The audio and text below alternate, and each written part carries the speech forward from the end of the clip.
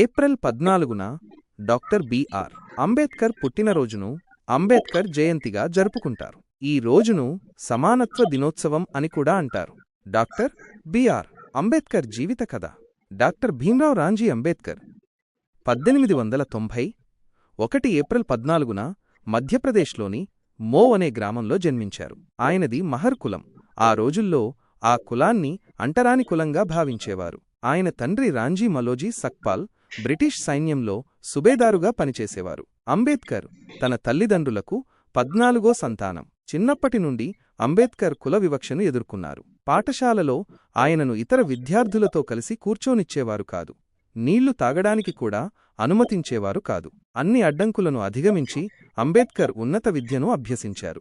ఆయన బొంబాయిలోని ఎల్ఫిన్స్టోన్ కాలేజీలో గ్రాడ్యుయేషన్ పూర్తి చేశారు.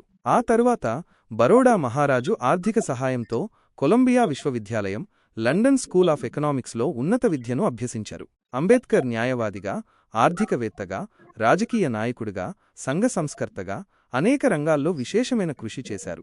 ఆయన అంటరానివారి హక్కుల కోసం అవిశ్రాంతంగా పోరాడారు.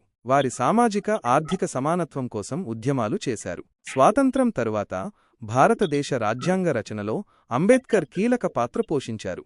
ఆయన రాజ్యాంగ ముసాయిదా కమిటీకి చైర్మన్గా ఉన్నారు.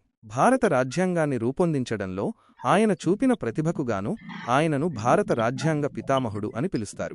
అంబేద్కర్ మహిళల హక్కులు, కార్మికుల హక్కుల కోసం కూడా పోరాడారు. 1956 అక్టోబర్ 14న ఆయన బౌద్ధ మతాన్ని స్వీకరించారు. 1956 డిసెంబర్ 6న అంబేద్కర్ కన్నుమూశారు.